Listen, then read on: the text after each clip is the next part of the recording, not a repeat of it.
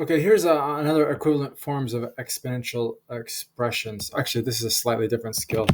Equivalent forms of exponential expressions. So here we're just trying to manipulate this one or manipulate these until they look like this. And we're trying to figure out if these three guys are equivalent to this one or not. So I just took them one at a time.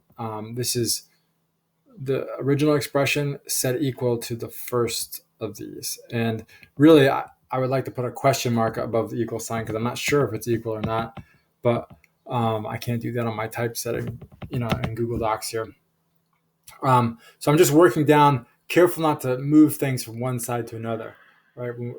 Usually when we're working with equations, we can do that, but I'm not sure if these two are equivalent or not. So I'm just trying to manipulate one side or the other until it looks like the other one.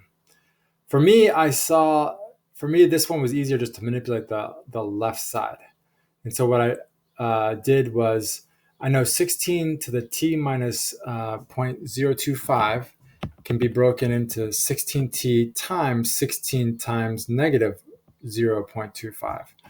And it's probably hard for a lot of people to go this way, but think of it this way. If you have two things with the same bases and you're multiplying them together, what do you do to their exponents? You add them. So this would be t minus 0.25. So you can clearly go, most people are more comfortable for going from here to there. But if it goes from here to there, it's got to go from there to here. Okay. So next, I'm messing around with this, the 16 to the negative 0.25. Some people know that if you raise an exponent to a negative, it doesn't make a negative result. It just means it's the same as raising the reciprocal to the positive power. So I changed this negative 0.25 to a positive 0.25 by taking the flip or the reciprocal of the base.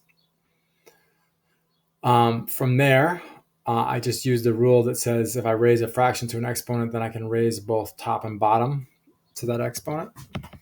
Okay, so I raise both 1 and 16 to the 0.25. Now 1 to any power is just 1, so that's what I've got here in the next step. And here, 16, I'm going to change the 0.25 to its fractional equivalent, 1/4.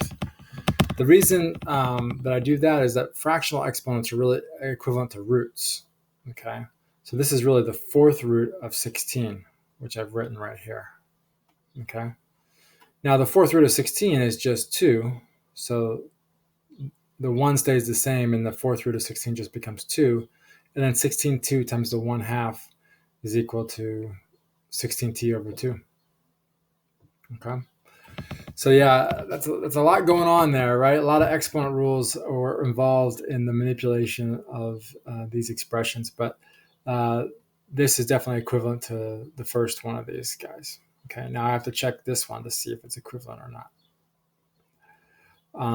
And I did the same thing where I set this equal to this, and I would really, if I was writing it, put a question mark on top because I'm not sure if they're equal. And then I decided it was easier to manipulate the right side on this time, this time. So I took the division rule, which says if you have two things at the same base, you can subtract their exponents when you're dividing. So this is 2t minus 0.5. And then what I did was I factored out a 2 here, okay?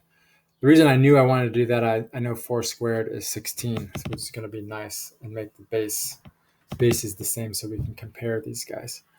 So I took the 2 out, okay? And then I know if I have 4 raised to 2 things multiplied together, that's the same as 4 to the first one raised to the second one, right? Because then we would multiply these exponents here to get this.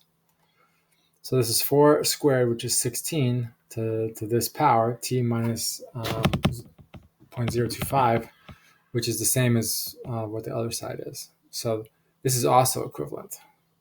Okay, I'm running out of time, so I gotta do this one quickly. This one, I decided to manipulate the right side. 2 to the fourth is really just 16. Then I use the division rule again. I can subtract exponents. So this is t minus 1, which means that these two are not equivalent to each other. Okay, so that the third one's not equivalent. The first two are equivalent. Hope that helps.